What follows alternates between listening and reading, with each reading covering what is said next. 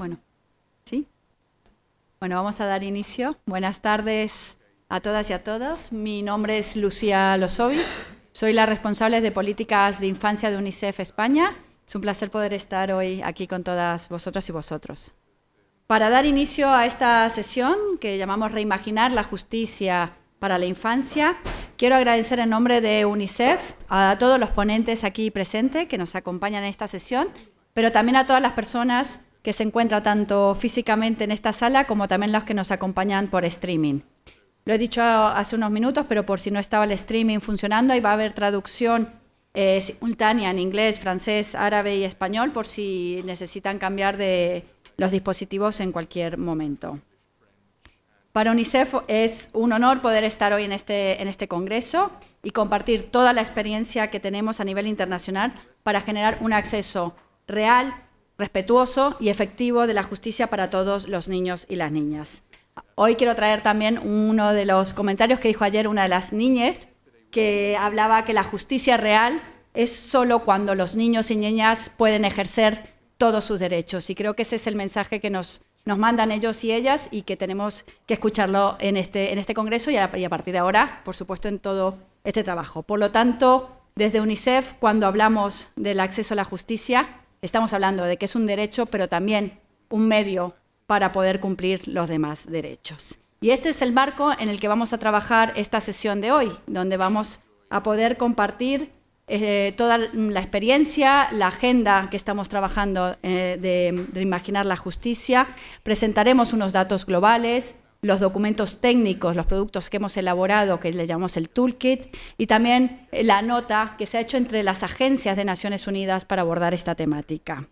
Por lo tanto, les doy nuevamente las gracias por estar aquí presentes y sin más dilación voy a dar inicio a esta sesión invitando a Blanca Niñez, que es la jefa de Cooperación Multilateral y Unión Europea de la Agencia Española de Cooperación Internacional para el Desarrollo, que es uno de nuestros principales colaboradores en la línea de protección. Muchísimas gracias, Blanca.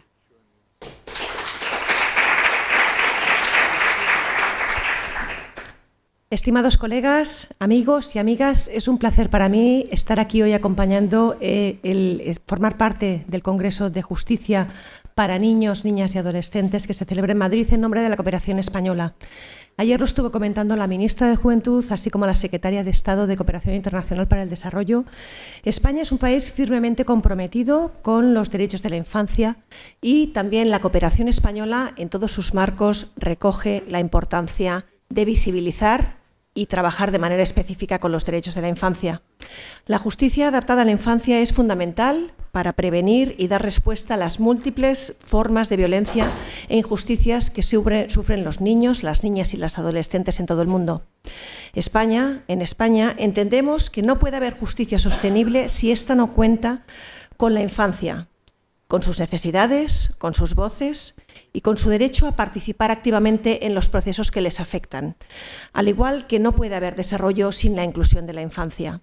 Por ello celebramos de manera particular que este congreso se celebre en Madrid, porque nos permite participar de manera diversa desde las diferentes voces que componen la cooperación española y con aliados como UNICEF, con los cuales trabajamos en diferentes temáticas, desde las temáticas de inclusión social a las temáticas de digitalización o, en concreto, las que nos atañen en el día de hoy de protección a la infancia frente a violencia. Por todo este recorrido es un privilegio poder participar en la presentación del programa Reimagina la justicia transformando el futuro de la infancia, una iniciativa lanzada por UNICEF en 2021 y que cuenta con la colaboración de la Agencia Española de Cooperación Internacional. Un programa que supone una hoja de ruta, una declaración de intenciones y, sobre todo, un compromiso con el futuro de la infancia. La justicia juvenil es un pilar fundamental en cualquier sociedad equitativa y que busca ser sostenible. Reimagina la justicia surge de la necesidad innegable de que hay demasiados niños, niñas y jóvenes en todo el mundo que se encuentran atrapados en sistemas judiciales que no siempre están diseñados para proteger sus derechos. Las consecuencias son devastadoras, no solo para ellos, sino para el conjunto de toda la sociedad. Desde AECID estamos firmemente comprometidos, creemos firmemente que una justicia adaptada a la infancia no es un lujo, sino una necesidad si queremos tender hacia sociedades realmente sostenibles. En este programa estamos participando desde 3 pilares. Por un lado, la parte de fortalecimiento institucional, capacitando a operadores de justicia en la priorización del interés superior del menor. Por otro lado, acompañando en soluciones innovadoras, creativas, precisamente que eviten la judicialización, y ofrezcan oportunidades de desarrollo constructivas. Y finalmente, con la participación de la infancia, asegurando que la voz de los niños y las niñas y los adolescentes sea escuchada y considerada en todos los procesos que les afectan. Reimagina la justicia es un llamado a la acción para que gobiernos, sociedad civil, sector privado y, por supuesto, agencias de cooperación y otros actores construyamos sociedades más inclusivas. La ECID, la Agencia Española de Cooperación Internacional para el Desarrollo, se enorgullece de ser parte de este camino y reitera su compromiso de seguir apoyando iniciativas que, como Reimagina la Justicia, marcan la diferencia real en la vida de personas, niños, niñas y adolescentes en situación de vulnerabilidad. Muchas gracias.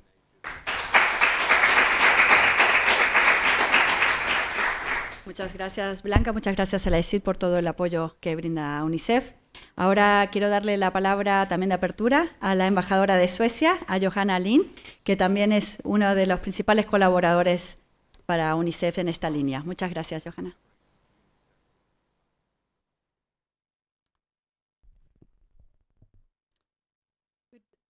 Good afternoon, everyone. Buenas tardes, distinguished guests. On behalf of the Swedish government, I'm very pleased to join UNICEF, ICID, and all of you here in Madrid, and those online to the parallel session on operationalizing the Reimagine Justice for Children agenda. The Swedish government is very honored to accompany UNICEF on this journey. The Swedish International Development Cooperation Agency, SIDA, joined the consultations on the development of the agenda 5 years ago at the height of the pandemic. SIDA has been supporting UNICEF in its mission of strengthening specialized justice systems for children and ensuring all children have access to justice for several years now.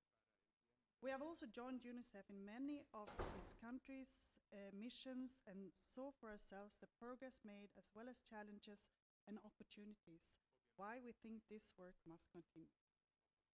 The Reimagine Justice for Children agenda builds upon lessons learned from over 160 countries, experience from the pandemic and the 2019 global study on children deprived of liberty, which includes children deprived of liberty in all its forms.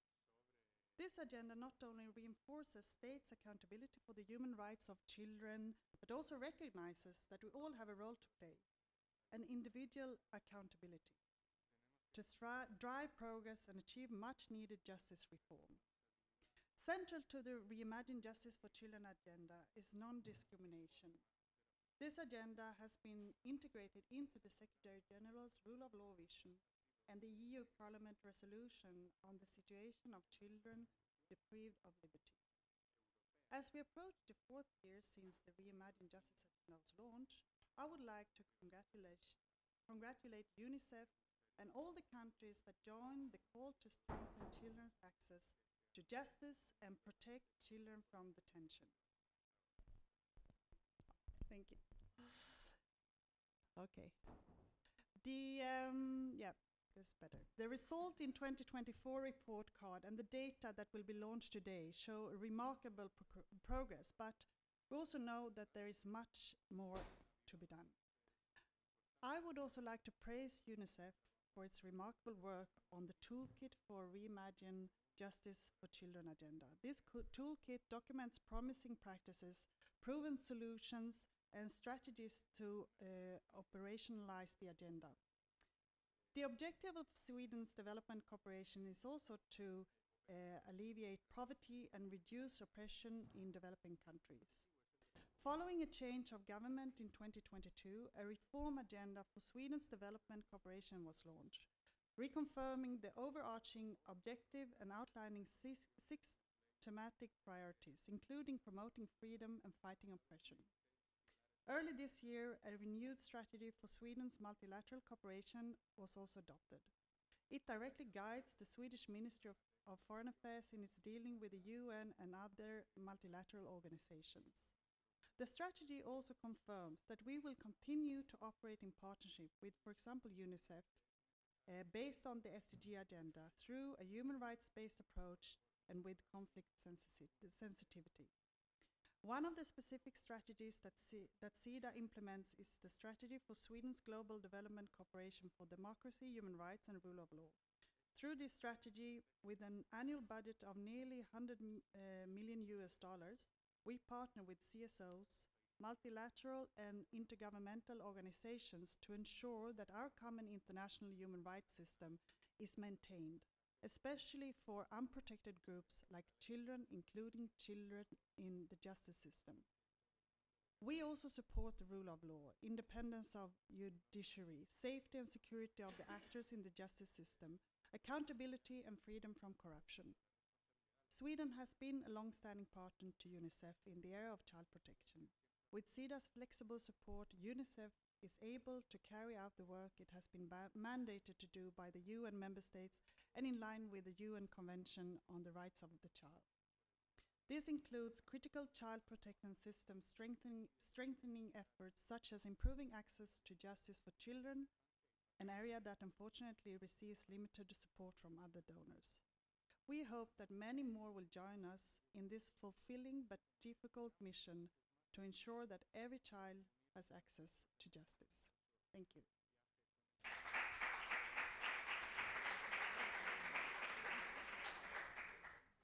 Muchas gracias, Johanna. Muchas gracias, Sida, por todo el apoyo. Y ahora le voy a dar la palabra a Shima Sengupta, que es la directora global de protección a la infancia de UNICEF, que va a presentar los productos que mencioné antes, el toolkit, los datos globales, la nota. Me gustaría aclarar que los materiales se encuentran en inglés. Posiblemente contaremos con la traducción en corto plazo, pero todavía solo están toda la documentación colgada en inglés. Muchas gracias.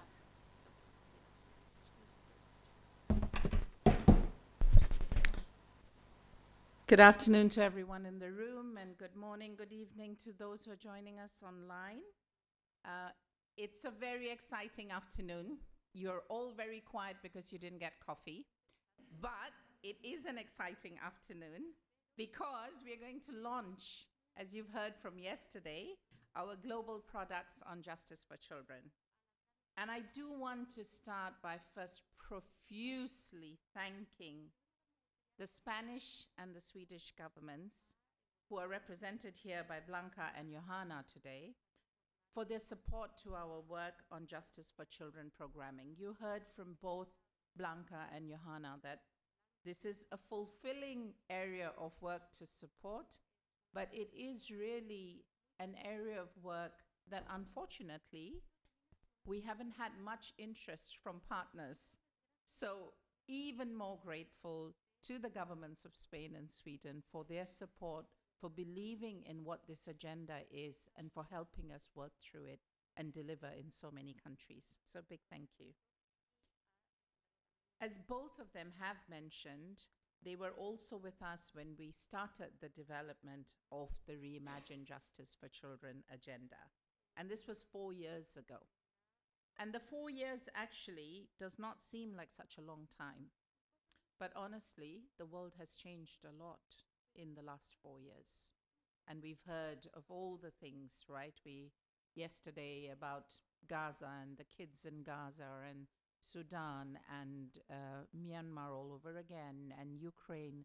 And so it's just, if anything, become a more difficult and a more challenging place for children, and a place where children need justice more than ever. So I think it's really fitting that we have both of them in this room as we launch a report of what has been achieved so far in the countries where UNICEF supports justice programming, a lot of which were also through their support. So a snapshot of our results you will be able to find in the 2-page Reimagine Justice for Children report card, where when you look at it, you will see a map of specialized justice systems for children and the remarkable increase in the number of countries providing legal aid, providing specialized child-friendly investigation, prosecution, and adjudication, as well as multidisciplinary approaches to respond to cases of violence against children. So there has been progress. Some of you were in the plenary yesterday when I spoke, and others have spoken since then. And these are the key determinants of that agenda. So when you look at the report card, you will see the numbers on this, and this actually indicates that there has been progress. We are also very, very proud to report that in 102 countries, at least 61% of all children in conflict with the law received diversion and non-custodial measures in 2024. That's a big increase from 2018 when it was at 40%. So it is. When you look at the numbers, you think maybe small, but actually it is quite a lot of work. Since this agenda was launched, UNICEF has actually been publishing annual data on the rate of children in detention in the administration of justice. And while the devastating impact of even one day in detention and incarceration on a child's physical, emotional, and mental development is now widely recognized, the actual number of children deprived of liberty in all contexts in many countries is, as I said yesterday, unknown due to incomplete record keeping and underdeveloped administrative data systems. So honestly, what you see is the tip of the iceberg. And I talked about invisibility yesterday, and there is also that factor of invisibility. So without good data on children deprived of liberty, it is impossible to understand the extent to which children are exposed to different forms of detention and to effectively monitor and evaluate the impact of related policies and programs. The data brief that we are launching today presents updated global and regional estimates of children deprived of liberty in the administration of justice based on the latest available country-level data. So it's data that we get from countries, from governments as they generate it. Data are drawn from UNICEF Global Database, based primarily on administrative records of the countries, from the governments, from the ministries who are mandated to oversee the justice systems. And these include ministries of justice, home affairs, global affairs. So in different countries, it's a combination. In some countries, it's one straight. But this is what we use to launch the data. What do we have? What are we seeing in this data? What are the big numbers we should leave the room with? Globally, an estimated 259,000 children were in detention on any given day in 2024. That is more than 250,000 children in detention on any given day. And knowing the impact of even one day of detention, this is really unacceptable, isn't it? There's so much more that we have to do. Worldwide, 15 per 100,000 children were deprived of their liberty in 2024. North America had the highest rate of children in detention at 34 per 100,000, followed by Latin America and the Caribbean at 26 per 100,000, and South Asia at 24. You know, I've always worked in countries where the development status has been poor or they have been in humanitarian conflict, and I always had numbers where they were the highest number, but that means worst from the bottom. But now I'm based in New York, and again I'm reading data where the region that I'm based in has the worst record. And again, that is unexpected, right? The good news, of course, there's always some good news, because if there wasn't, none of us would be in this room. We wouldn't be motivated to continue our work. The good news is that there are an estimated 67,000 fewer children in detention today than they were in 2018. So the numbers are huge, but we have seen progress. All to say that if we continue in this train, we will get to zero at some point. And this is the first time that we have seen this trend data available. So hopefully from now on, we will be able to see it, but also to see the progressive reduction.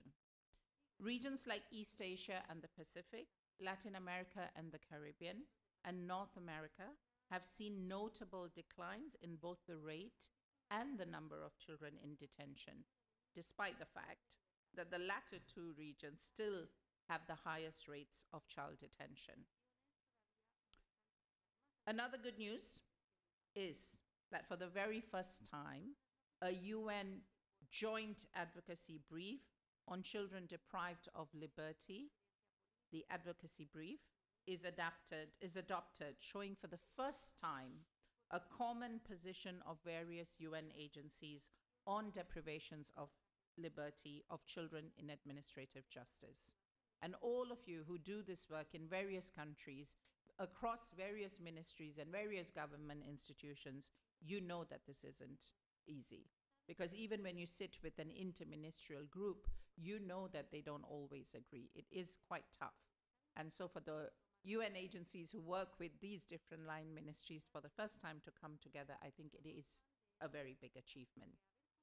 With UNICEF as the pen holder, the United Nations Task Force on Children Deprived of Liberty is coordinated by the Special Representative of Secretary General on Violence Against Children, Najat, who has been in various sessions and is currently here, with the Special Representative of the Secretary General on Children and Armed Conflict, the Secretary General Office on the Rule of Law, the Committee on the Rights of the Child, the International Organization for Migration, the Office of, I will just give you the acronyms, it's too many, the UNHCR, the OHCHR, the UNODC, WHO, and other members. I would take 10 minutes just to read all those names.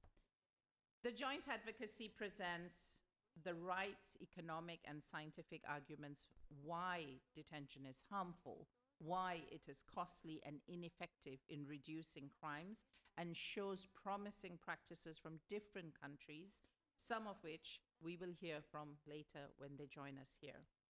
Finally, we are launching a package of Reimagine Justice for Children technical briefs composed of not one, but 10 topics, showing promising practices of every component of the agenda and other pressing justice issues, such as children whose parents or primary caregivers are deprived of liberty. And this one is a tough one. I remember even when I was reading it, in the final, where everyone had come in and they thought it was the final draft, I still had a point, because it is a very, how do you determine what is the best interest of the child in such circumstances? Because the parents or the primary caregivers are away in prison or somewhere, and these children become very, very invisible, and they're not even counted, because even if they are with their caregivers in prison, they're not counted as being in prison. So it really was a tough one, and it was very challenging to determine, but we did get there, and I hope it will be useful for everyone. Another difficult topic was the one on armed violence, where children involved with these groups are often excluded in the application of child or juvenile justice laws. And we are often having to come back to remind governments that they need to be included, that they should not be looked at as perpetrators. Then there's the critical role of mental health and psychosocial support, as well as the social service workforce in the justice system, which are also outlined for child victims, for those in conflict with law, and for those who are involved in civil proceedings. for those of you who were in the plenary yesterday, you remember Melody's story, and where she said she felt, even though she was the witness, but she felt invisible, unheard. Nobody was asking her what was she going through. Another issue that has been challenging, we find in many circumstances, is setting up legal aid. So we have a technical brief on how to set up legal aid, because this is critical for every child, no matter what right is involved to access justice and effective remedies. Since in many countries, many people seek justice outside the formal courts and customary justice systems, and because customary justice systems are close to the people, culturally resonant and locally legitimate, a paper on customary justice for children outlines how it can be nurtured to protect child rights. This paper will also be presented in the upcoming World Justice Forum in Poland on the 27th of June. By that time, the technical notes on access to justice for child victims and children in civil proceedings, child-friendly courts and proceedings, and legal empowerment and justice for children will also be available. So in total, there will be 10. We hope that these technical notes will be very useful, not to keep on your shelf and look beautiful, but they will actually be useful as you strive every day to make the justice system a real refuge for children, so that children are able to claim their rights. We talked about it yesterday, that they should be aware of their rights and they should be able to express and claim their rights. And you yourself, a defender of those rights if they're violated. I hope you will be inspired by the sharing of some of the countries that have been documented in these technical guidance, but also as you listen to some of them. We have invited them here to share both the challenges that they faced as well as the opportunities that they leverage, rather than merely hearing the normative standards. We hope that you could also share some of your challenges and good practices during the discussion. And together we build a community of practice, a community of champions on justice for children. And when you leave the room, you leave better informed and more motivated to do more. Thank you.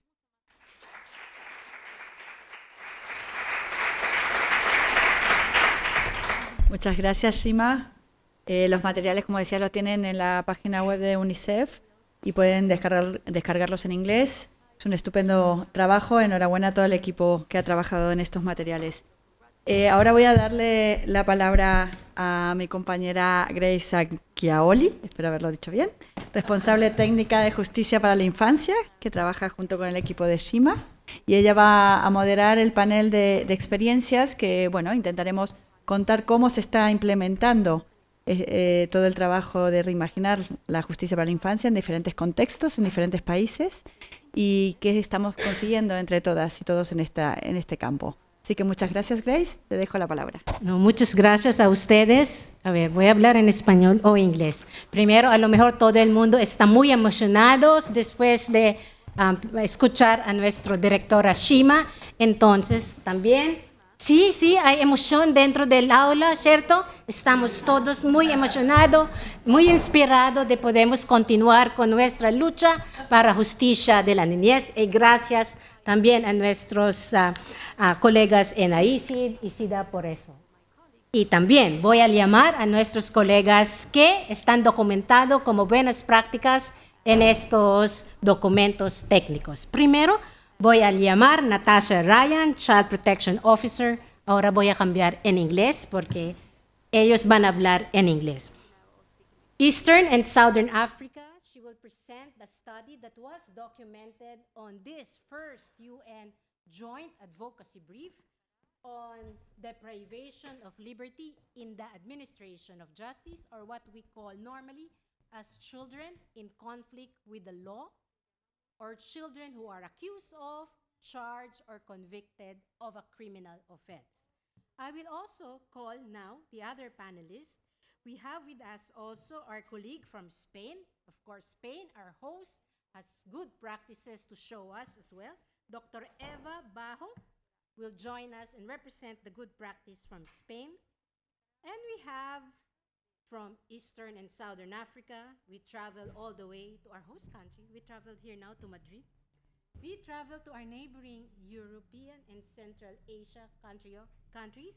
We have with us a representative from Bulgaria, Nelly Petrova Dimitrova from the Social Activities and Practices Institute, who will join me on my right hand. And finally, we have with us a former Minister of Justice and presently the Coordinator for Judicial and Legal Reform in Timor-Leste, the region where I came from, Eastern and the Pacific, Eastern Asia and the Pacific, Madame Lucia Lobato. Thank you. Let's give them a round of applause, please, because you see, they came from all the way from Timor-Leste, Bulgaria, neighbors, Spain, maybe here, and of course, Europe, from Bangladesh, although she's representing the study that she made in Eastern and Southern Africa. México también, perdona. Claro que sí, perdón. Estoy hablando. Finalmente, claro, nuestra colega que está representando los países en México, ahora estoy hablando en español, en Latinoamérica y Caribe, nuestra colega María Elisa Franco Martín del campo de una universidad que se llama UNIUNA, Bruselas.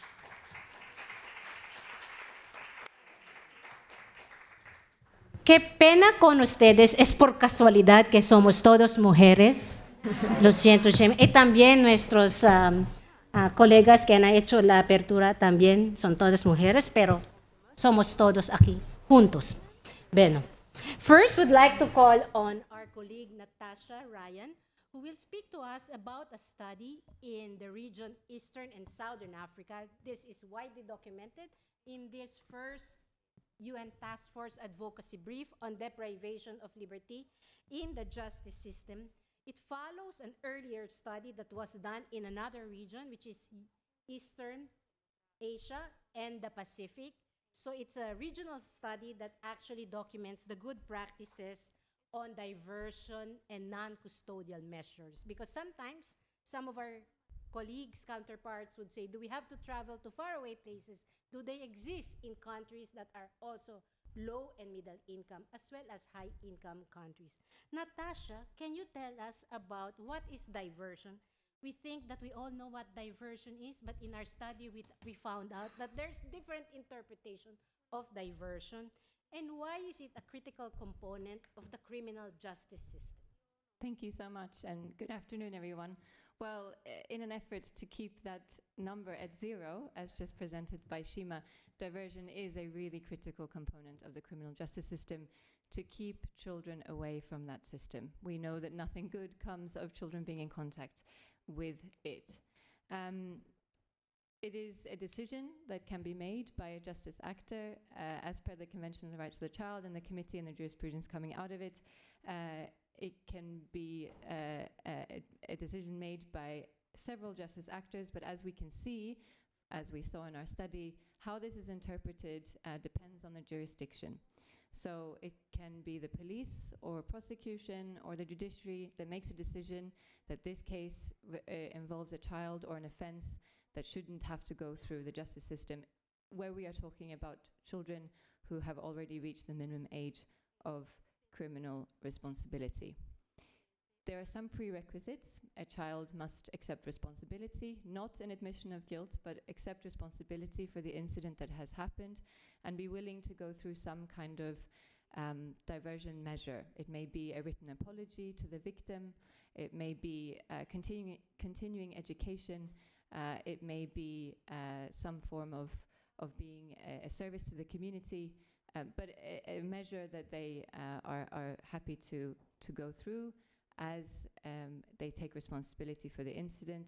And it's really about rehabilitation. As we've heard many times in the last 2 days, moving away from a punitive system to a rehabilitative one. And this is really key to keeping children out of a system that was not designed for them. Thank you, Natasha. And you have looked at the use of diversion in 10 sub-Saharan countries. What good practices can you point to and the trends that you have found on this study?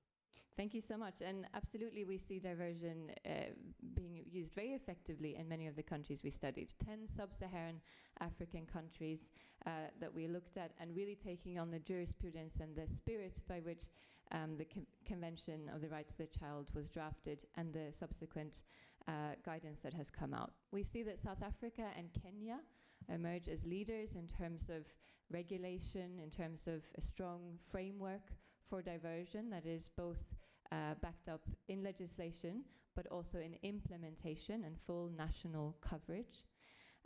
We see that Tanzania allows diversion also for serious offences, very much in line with the guidance by the Committee of the Rights of the Child.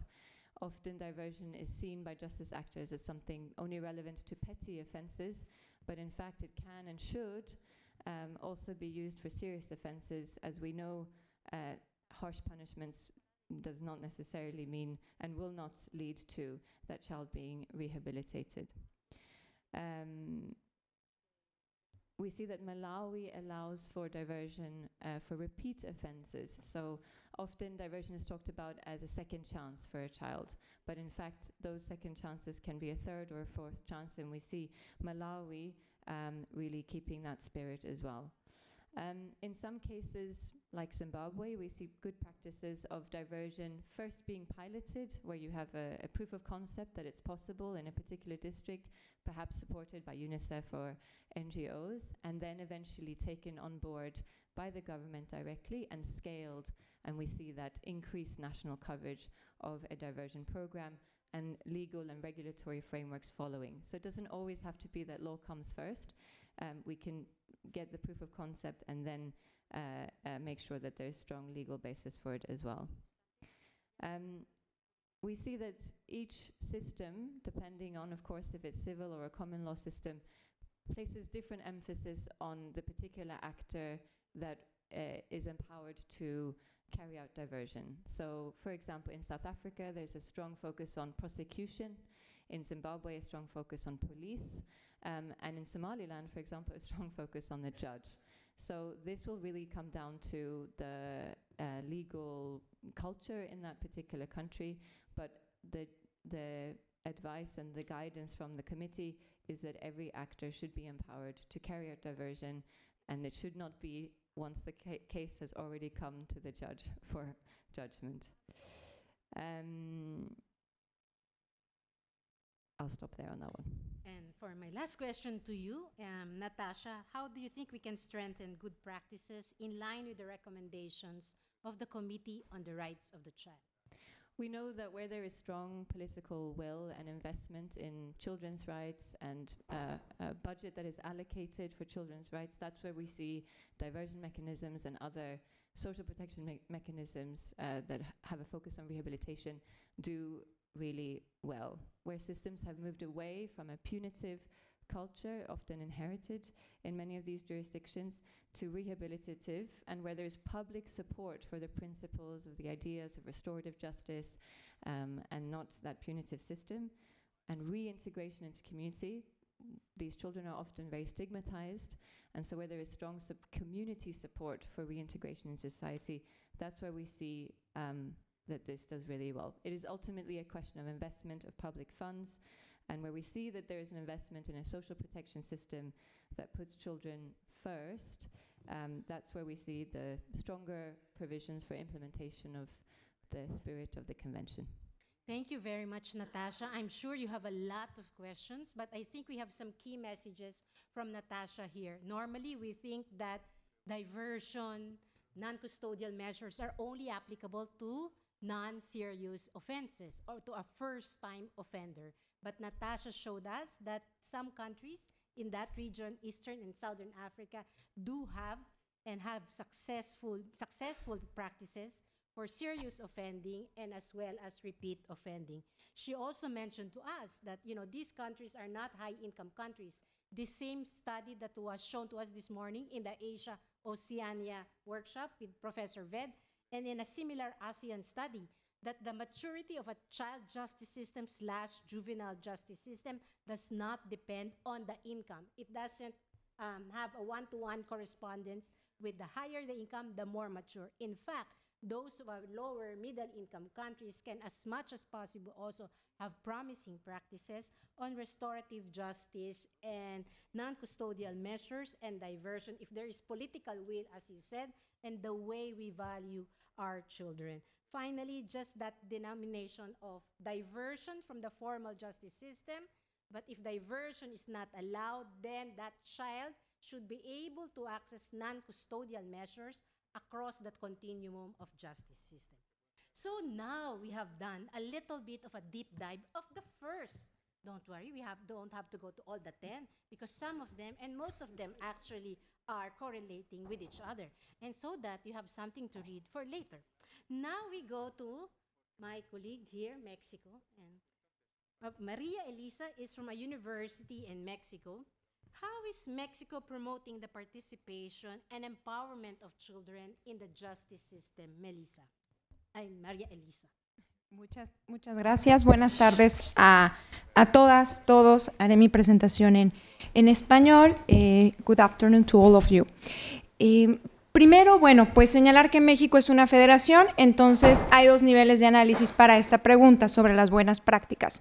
Primero, la Suprema Corte de Justicia de la Nación ha publicado un protocolo para actuación en casos en los que están involucrados niñas, niños y adolescentes.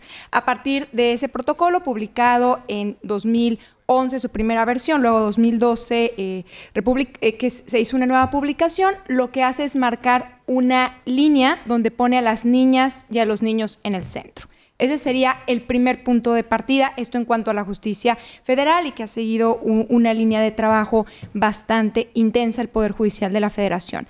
Tenemos, que en este punto es donde me quiero centrar, dos importantes experiencias a nivel local. México tiene 32 entidades federativas, lo que implica 32 oportunidades de aplicar estas herramientas y estos estándares. En 9 entidades federativas ya se están aplicando dos modelos que ponen a las niñas y a los niños en el centro. Estas metodologías son la sala de audiencias para personas en condición de vulnerabilidad, SAPCOV, y que se aplica en materia penal, y la sala especializada para la participación infantil y adolescente, que se aplica en materia familiar.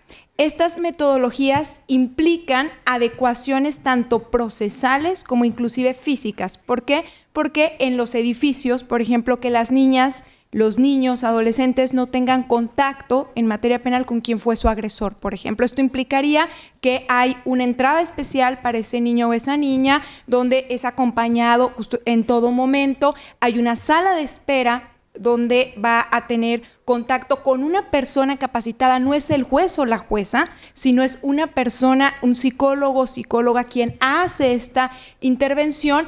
Por supuesto, a través de la cámara de gesell está el juez o la jueza, quien está escuchando en todo momento y tiene contacto con la persona facilitadora. Pero quien tiene contacto con el niño o la niña es una persona, psicóloga infantil o pedagoga infantil, que establece un contacto previo de preparación con ese niño o esa niña. Y otro elemento muy importante de esta metodología es que implica la no repetición y de esta manera la no revictimización, de manera que es custodiado este material tanto en materia penal como familiar para que después otras autoridades o instituciones lo puedan utilizar.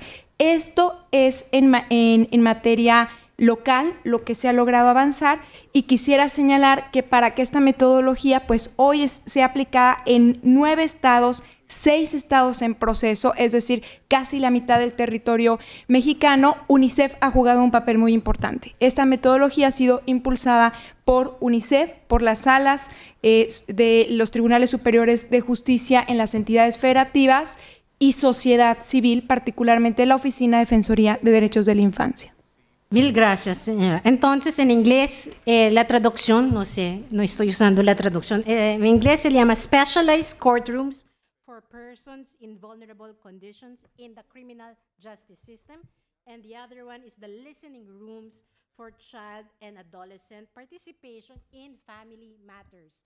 She also spoke, Madam Maria Elisa, about the role of mental health and psychosocial support. She mentioned about the psychologists who are in this courtroom, but most importantly, the empowerment of children as they make their testimony, whether in family matters or in criminal matters. You mentioned about UNICEF helping you, but and the sociedad civil, the civil society. But what also is the role of UNAM as an academic institution in this initiative? Bueno, muchas gracias. Yo soy investigadora en la Universidad Nacional Autónoma de México, que es la universidad pública más grande del país, y en la UNAM hemos firmado un convenio de colaboración con UNICEF, que es el que nos ha permitido impulsar esta metodología desde dos niveles. Uno, investigación, ver cómo es que se está aplicando este modelo, qué frutos está teniendo, si responde o no al principio de interés superior de la niñez, cómo es que se garantiza el derecho de las niñas, niños y adolescentes a ser escuchados y que su opinión sea tomada en cuenta. Y el otro la otra de las vertientes es el de generar un espacio que es de manera trimestral de análisis, de trabajo con los tribunales superiores de justicia que están empleando estas metodologías. De hecho, la próxima semana vamos a tener un encuentro que se hace en la universidad donde las juezas, jueces, psicólogos, psicólogas exponen los avances, también exponen los desafíos para la aplicación de esta metodología. Entonces, la universidad ha permitido tanto investigación como ser un encuentro para el diálogo entre poder judicial, sociedad civil y las víctimas. Muchas gracias, María Elisa. Her intervention just now said, the role of the university, the role of investigation in Español, the role of evidence, right? Evidence generation to show what works and what doesn't work. What are the areas for improvement? It doesn't work. What are the areas we can improve on? And that is very important in our good promising practices in our work in Justice for Children, to make sure to show the policymakers, the ones who hold the purse, that investing in these initiatives on justice for children really do make a difference, is cost-effective, and is promoting the best interest on the rights of children. Finally, Maria Elisa, you mentioned to us 9 estados, but how does Mexico plan to scale up this initiative? Muy bien, esa es una pregunta muy compleja en este momento de la historia de México, Claro. Porque en México se aprobó una reforma constitucional que modifica de manera dramática al Poder Judicial, donde el domingo pasado recién se llevaron a cabo las elecciones para las personas juzgadoras. Esto significa en la práctica que a 2027, cuando estará implementada completamente esta reforma, casi 7,000 personas juzgadoras serán removidas de sus puestos. ¿Esto qué significa? Pues que lo que hemos avanzado en la agenda de los derechos de niñas, niños y adolescentes en capacitación de esas juezas y esos jueces será perdido. Entonces, en este momento hay un riesgo grande para los derechos humanos en México y especialmente para esta agenda. Lo que estamos seguras es que no vamos a permitir desde donde estemos, y por eso pues me permito usar este espacio para hacer un llamado a quienes nos toca impulsar, y no podemos dejar que la justicia para niñas, niños y adolescentes se encuentre en el olvido. ¿Qué preocupación veo particularmente? Las niñas y los niños no votan, entonces no van a estar en el centro de la agenda de esas juezas, esos jueces que van a llegar a los puestos por elección popular, no van a estar pensando en ese niño o esa niña. Por eso la participación, el trabajo articulado de sociedad civil, de agendas como UNICEF y por supuesto lo que nos toca desde la academia, la universidad, será elemental para este desafío enorme que enfrenta México en materia de acceso a la justicia, e insisto, particularmente para el acceso a la justicia a niñas, niños y adolescentes. Muy bien, gracias María Elisa. Voy a cambiar en inglés ahora. What she's saying is a question for all of us, and it's a challenge that all of us are facing. We do great things, one day something might change. The political challenges are there. So what do we do? And it's great that Mexico has this study. You have the study showing the evidence, and any politicians or any government people will be able to understand, hopefully, that the evidence there speaks for itself, and that we make our policies based on evidence, right? And of course, we all know children do not vote, but their parents do. All of us here on this hall and all those who champion child rights do vote, and we should put it in the agenda of of our politicians, of our leaders, so that come these different political changes, the commitment to our children are there. I know it's easier said than done, and thank you for that, hopefully inspiring us, and again, all of us can empathize with what Maria Elisa has mentioned. We have heard about these two special courts talking about criminal justice system and the other on family law. Now we move to Spain, and they will tell us, Dr. Eva Bajo, to talk about another specialized court, this time on violence against children. Dr. Eva, por favor, podéis contarnos un poco sobre estos cortes especializados. Buenas tardes a todas y a todos. Lo primero, agradecer a UNICEF, muy especialmente a Lucía Almudena, la oportunidad que nos han permitido al juzgado de poder tener esta representación aquí. Lo primero, aclarar que el Juzgado de Violencia contra la Infancia y la Adolescencia de Las Palmas de Gran Canaria es un juzgado que está destinado a enjuiciar aquellos delitos que se cometen contra los niños y las niñas y adolescentes por personas adultas, personas mayores de edad. Ese es el contexto.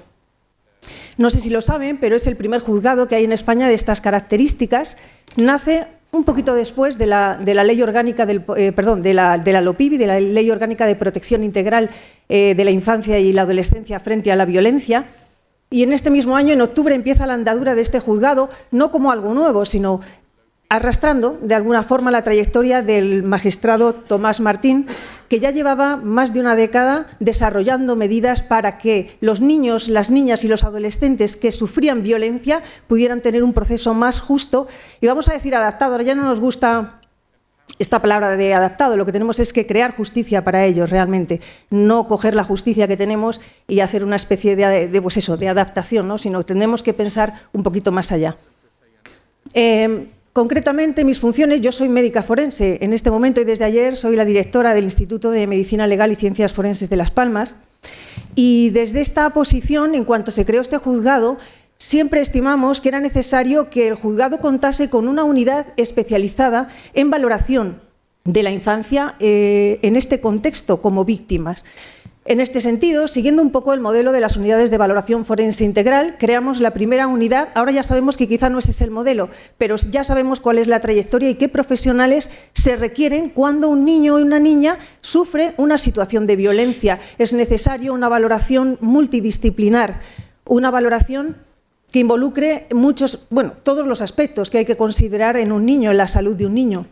Esa perspectiva biopsicosocial, que es desde la que únicamente se puede mirar, a un niño. Siempre decimos que la violencia hacia la infancia es una especie de icosaedro, es una figura con muchas caras y cada uno de nosotros la vemos desde una cara. Es necesario ser capaces de tener una visión holística de esa violencia y no en ese momento puntual en que un niño o una niña revela una situación, sino hay que ser capaces de ir más atrás y contextualizar esa violencia en el entorno familiar, social, en su historia, en el ámbito sanitario, etcétera. A partir de aquí, digamos, y por ir resumiendo un poquito en qué consiste esta experiencia, pues por una parte la adaptación de los espacios. Los espacios judiciales son especialmente hostiles para los niños y las niñas, de tal forma que, esta mañana Tomás Martín precisamente lo ha explicado, ha expuesto pues algunas de las medidas que se implementaron en la Ciudad de la Justicia de Las Palmas y junto con la ayuda de un equipo especializado en neuroarquitectura se desarrollaron se adaptó, en este caso sí fue una adaptación, un cambio de algunas de esas estancias judiciales para hacer que fueran espacios dedicados exclusivamente a la recepción de estos niños y niñas cuando tenían que realizar cualquier intervención judicial, es decir, pruebas preconstituidas, declaraciones, etcétera. Paralelamente a ello, desde el Instituto de Medicina Legal y Ciencias Forenses de Las Palmas, desarrollamos otra medida, está a punto de inaugurarse, es la Casa de la Infancia. Es un espacio, este sí está creado de cero para ellos. Es un espacio al que los niños y las niñas de toda la provincia que tengan que realizar este tipo de declaraciones, etcétera, podrán realizarlo en un espacio amigable diseñado para ellos, es decir, bajo criterios y bajo directrices pues, de arquitectura de la víctima, cuidando los olores, los colores, los ruidos, etcétera.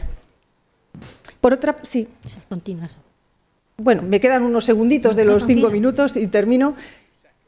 Paralelamente a esto, se desarrolló un protocolo de actuación coordinada con otras instituciones, fundamentalmente fuerzas y cuerpos de seguridad del Estado, ámbito sanitario, educación, etcétera. ¿Esto qué ha conseguido? ¿Qué es lo que se ha logrado con esta experiencia? Pues, por una parte, que se multipliquen, decía Tomás Martín, por 10 las denuncias por violencia hacia la infancia. Eso no quiere decir que se agreda más a los niños o se cometan más delitos contra ellos, sino que se denuncian más.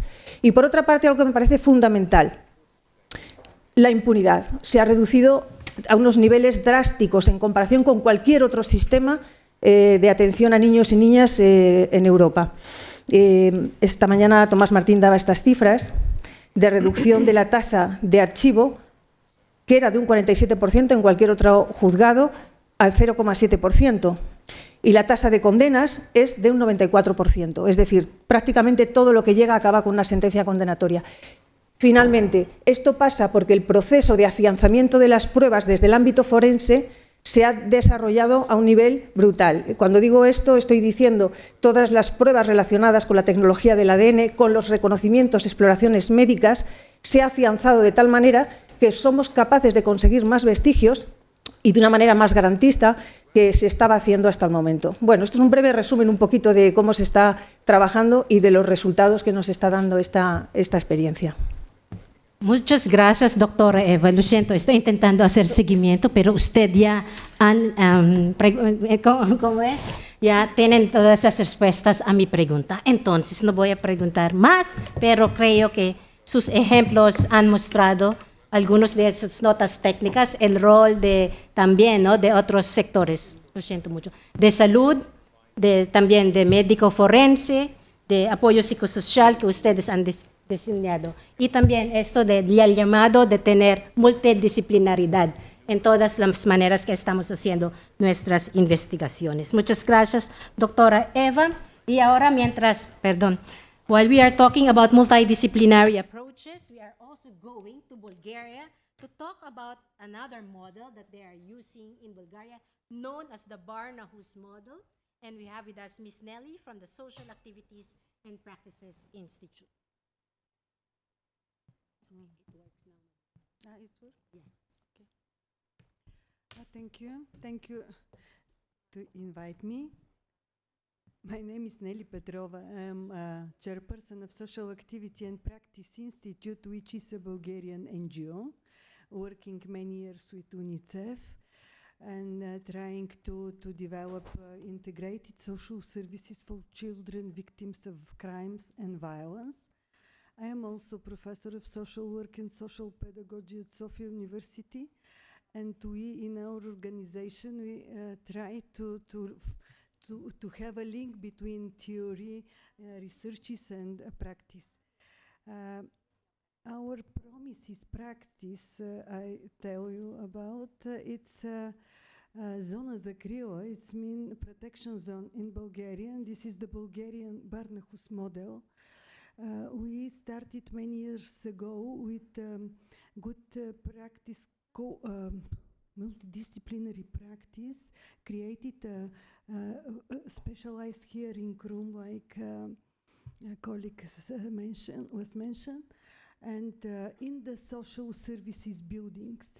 And in our practices, psychologists or pedagogue realize the interview for the justice system. They are with the child. They use international protocol for raising interview, and in the other rooms are police, prosecutor, judge, etc. It depends of the stage of the case. Using this practice, we with UNICEF in 2016 started, and our colleagues from Animus Foundation, we combine our expertise in juvenile justice, our child-friendly justice, and in the field of domestic violence from our colleagues, and to try to use Bulgarian situation and to adapt this model, Barnahus model. And we piloted free centers in 3 regions in Bulgaria. Now, after the pilot period, the project was evaluated as very successful from independent assessment, and now we try to develop this model in the other regions, because in this period the legislative framework is changed, and now stimulate very well the multidisciplinary and multi-agency approach. And that's why we develop with UNICEF these centers in other 8 cities, using the social services system created in our country. And what we want to say, that in 2 of these cities, we try to develop, we call this zone as a protection zone plus. It means that we will we will try to meet children in conflict with the law, with harmful behavior problems. Yes. Thank you so much, Madam. I like it when you said you're linking theory and practice, and that's the point of our conversation today, that we show how these practices are done in different in different regions, in different countries in the world, and in different situations and contexts. Let me go to our last panelist before we open the floor to all of you for your questions. We have it here Ms. Lucia Lobato, as I've mentioned, the former Minister of Justice in Timor-Leste, and she will talk about the other parts that we have not mentioned yet in this panel. It's more about the legal aid and I think the legal empowerment work that Timor-Leste, well, it was discussed in some, but also they're doing a lot on legal empowerment and legal aid in Timor-Leste. Madam Lucia.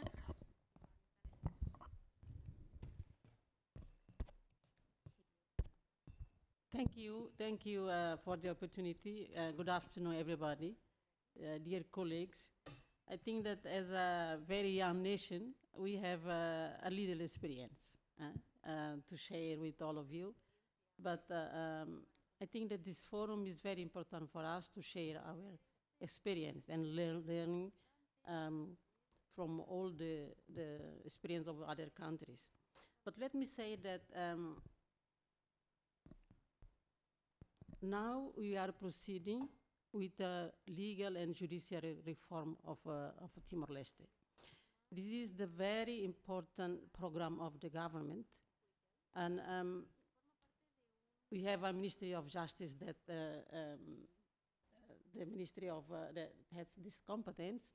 But beside on that, the Prime Minister decided to create a very small group within the office of the Prime Minister, and now I'm leading this group.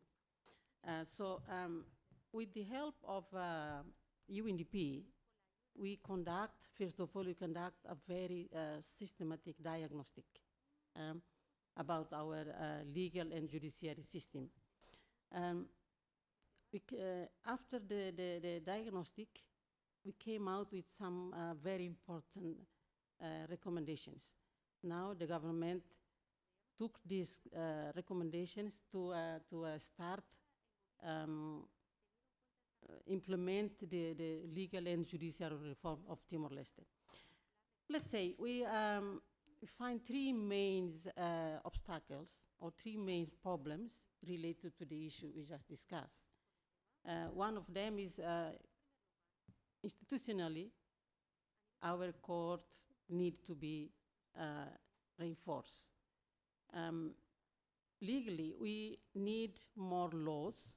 We need to, how can you say in English? I speak a very poor English, so I hope that you can understand my English. We have a lot of laws that need to be reviewed, besides of approve new laws. Access to justice is still very difficult to reach to all the countries, because we only have 4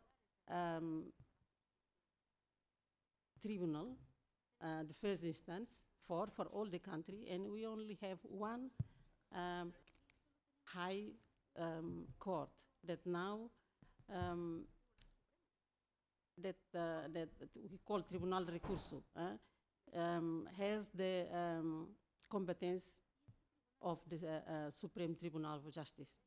So we want to expand more that, because if we are talking about access to justice, we need to go to the people and not just in the city, just like say.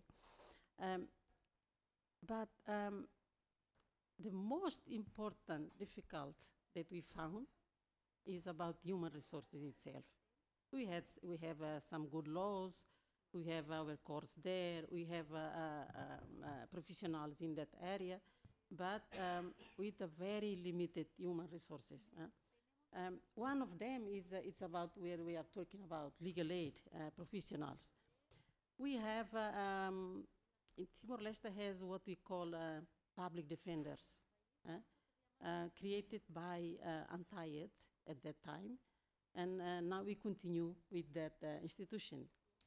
The government fund all the expenses of the defender, the public defender office, funded by the government, and we spend a lot of money for that. Maybe they get around 1 to 3 million a year, and they spend for all the activities. We have a very limited number of public defenders, only 34. Therefore, the government decide to fund some NGOs with a specific specialization in areas that dealing with children rights there. So the government fund everything. Fund the private lawyers also, we hire some of them. So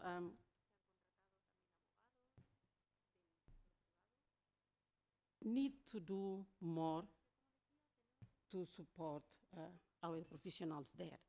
So only 34, you can imagine for all the country.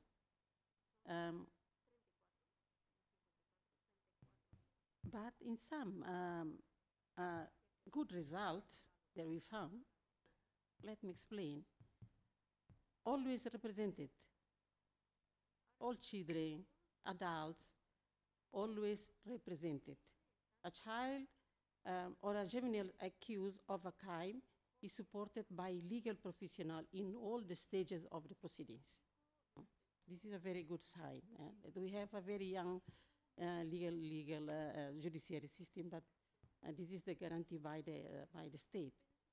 Children in prison.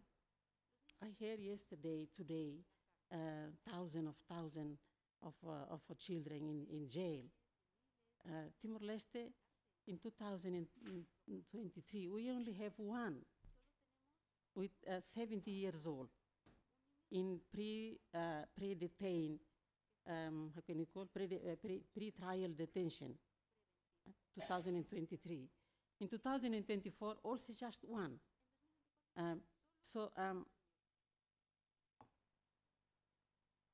But I acknowledge that we should have none.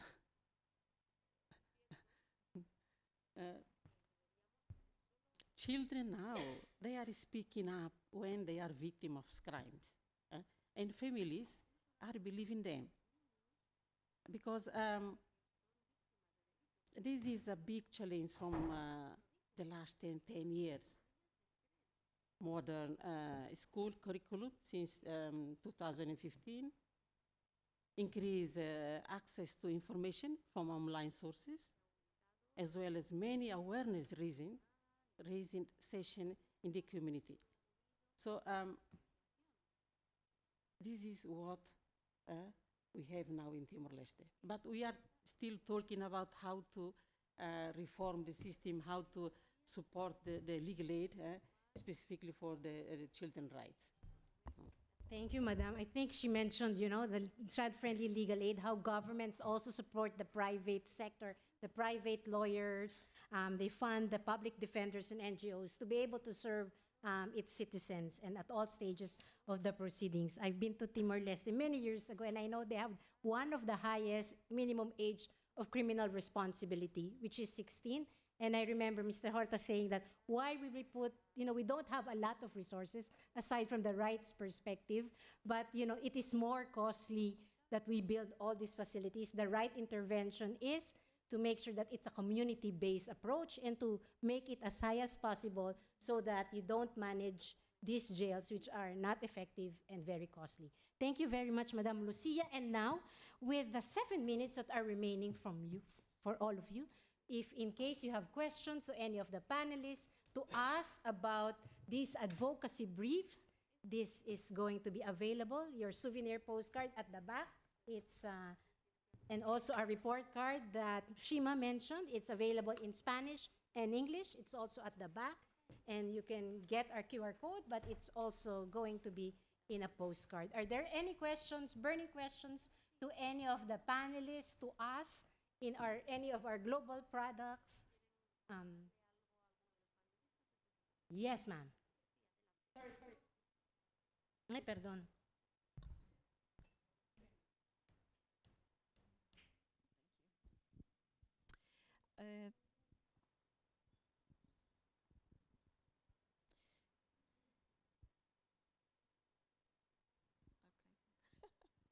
All right. So I have a question to the lady from Bulgaria about the Barnahus model. And you mentioned that you have currently three units, and you intend to bring it to scale, right? To introduce it in 8 other cities. I would like to ask, how is your how is this model financed? Is it permanent? Are these 3 units permanent, meaning run by government or by SGO? And what are main challenges in bringing these Barnahus houses to scale? You have 3. I understand this is like a pilot. And then you want to make it more. So what challenges and how do you go about financing? Okay, thank you. Yes, ma'am. Thank you very much for these questions. In the pilot phases, UNICEF financed the centers. They are centers, not houses, like Barnahus. And we provide forensic interview, informing for child rights in the different procedures, therapy, medical accompaniment to go, because we have not this kind of activities.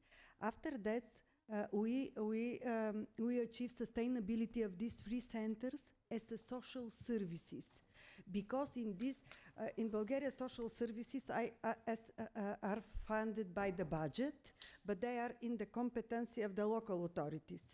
And local authorities can provide the services, but also they can, by concourse, delegate them to the NGO. And in this manner, we as NGO, we are service provider many years ago, yes. And now, because we have relatively new Social Service Act, when they try to introduce the integrated approach.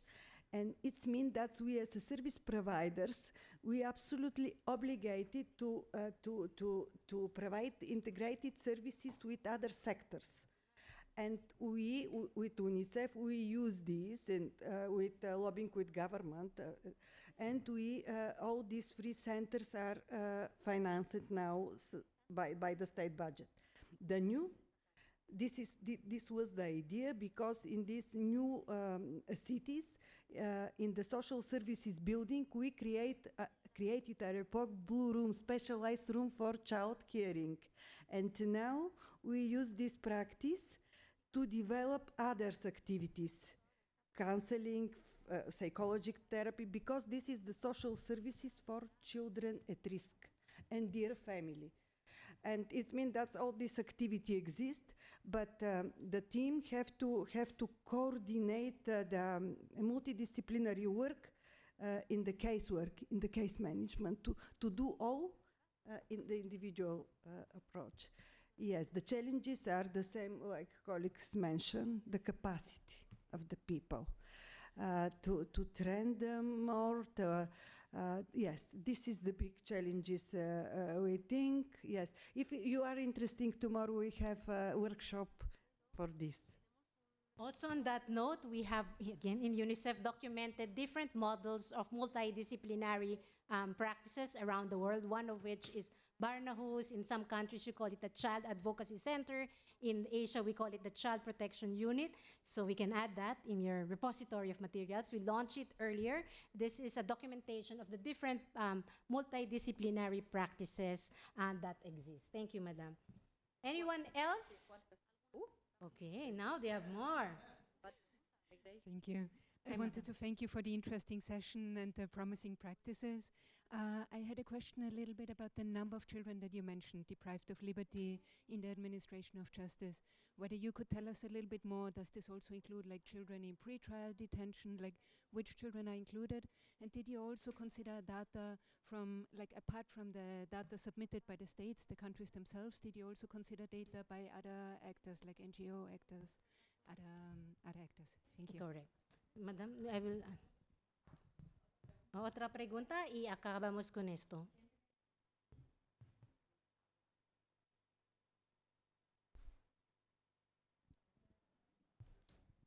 Hello. I'm Valerie Khan from Pakistan, and the country has just launched in December 2024 a Reimagine Justice for Children in Pakistan program based on the global agenda. So we're really in the baby steps to initiate that. We're doing that in collaboration with civil society, a technical partner, and UNICEF. But my question was, have you faced the following challenge? You know, when we talk about alternatives to detention or alternative measure and trying to keep children away from the court processes, at least in Pakistan, we face a kind of a positive feedback saying, yes, there are children for sure, but then they immediately somehow propose another form of institutionalization, you know, maybe not detention, but another form of institutionalization. And we are really hitting big walls to tell them, listen, if we talk probation, if we talk diversion, it has to be done into open environment. Have you faced the same difficulties? And if yes, how have you overcome that over-reliance on institutionalizations whenever there is a problem with children? Thank you. Those are two last questions, but I'm sure you have more and you can reach out with us. On the data, we include children in pre-trial detention and until post-trial detention. So it's administration of justice, yes, not immigration detention, not national security, not the other forms of detention, as we know in the UN Global Study. Second, it's based on administrative data. So also we have to compare the countries who have data year in, year out. So that's the challenge. As Shima was mentioning, it's the tip of the iceberg because some countries might have data but for only 1 year. Then you cannot compare. So that's why that's our call as well, to encourage governments to report regularly and to not be ashamed of reporting. There's nothing wrong with reporting. As a matter of fact, you're looking at yourself, self-reflecting. So I think that's the messaging as well, you know, that we have to tell governments. You won't know until you have the data if your policies are really impacting on children. Second, yes, in the UN study, we define detention as defined in deprivation of liberty. Any form of detention by judicial or administrative order where they cannot live at will. This is not a UNICEF invention. It's according to international standards, as we all know. And yes, you can call it by any other name, a youth rehabilitation center, a youth reception center. You can make it a nicer version of the jail, but it's still institutionalization. So no, we don't tolerate those kinds of course we say, you know, when you have say no detention, what does it mean? You know, of course, baby steps. If you say no to jail, as one government would say, we make sure that we are there all the time, reimagine justice, to make sure that they don't start constructing big educational facilities and show the evidence that community-based is more effective and less costly. So that's how the advocacy hopefully will tell you that it's economically correct, it's not just according to international standards, and that we have evidence that when you do community-based diversion, you reduce reoffending by at least 70%. So we have in this paper that definition of what we mean by deprivation of liberty, the rights, the economic, the costing of why it's more important to invest in community-based. Madam Moderator. Gracias a las ponentes. Un aplauso para todas ellas. Solamente muchas gracias. Espero que, perdón. I hope this is just the start. We will give you the contact persons, and you can also reach out to Shima and me of all the documented practices here. I hope you're still excited to read them after listening to us. Very much excited. And before you go, please get this at the back, and if you want to share it to your friends who did not come here, yes, you can share it with them and you can bring to your respective countries. Gracias, Grace. Gracias a todas las ponentes. Nos han mostrado esa parte posible, ¿no?, de cómo se pueden hacer los cambios con compromiso y convicción. Y ahora vamos a dar la palabra al director ejecutivo de UNICEF España, a José María Vera, que va a dar el cierre de esta sesión. Muy bien, pues muchas gracias, Lucía, y muchas gracias a todos y todas las ponentes. Ser el que cierra y ser el único hombre, pues efectivamente refleja algo, y hay una mayoría. De hecho, cuesta encontrar algún hombre entre el público también. Esto nos debe decir algo, nos debe explicar algo. Agradecimientos, Blanca, y también Joana por el apoyo sueco y por el apoyo español a todo este programa y a toda esta iniciativa, tanto en la capacitación de funcionarios como en dar voz a la infancia y como en traer a otros socios potenciales y a otros partners en un terreno que, como estabais diciendo, no se caracteriza por muchas contribuciones y por muchos socios que estén apoyándolo, siendo absolutamente importante.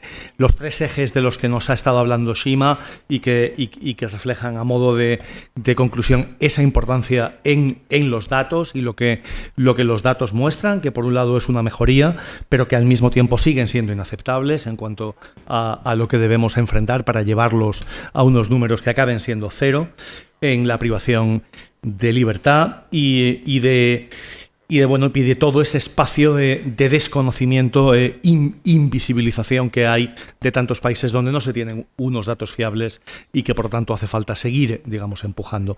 Hemos escuchado ejemplos sobre reformas, sobre política pública, sobre reformas en el sistema judicial, sobre casos, y para esto ese Joint Advocacy Brief, esa política común, esas propuestas comunes que desde las agencias de Naciones Unidas llegan de una forma conjunta, son un camino excelente para sostener, y que se basa también en esos ejemplos que hemos escuchado y que son respaldados por una guía técnica que cubre todos los posibles aspectos y que por tanto aterriza en las consideraciones y en lo que esa capacitación que también se ha estado mencionando en el panel.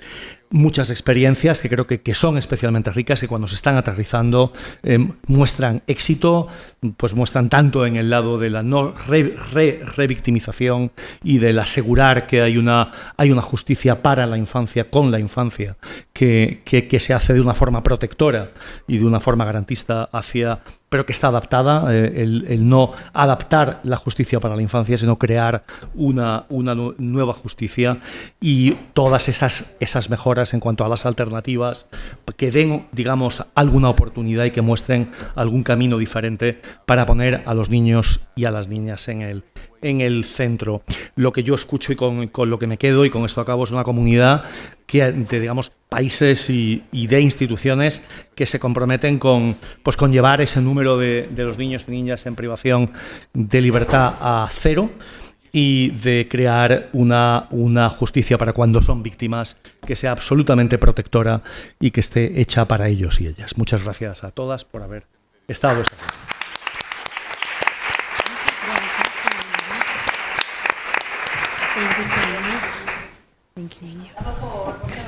Muchísimas gracias a todas las ponentes que han estado hoy. Gracias a todos los que habéis estado presentes.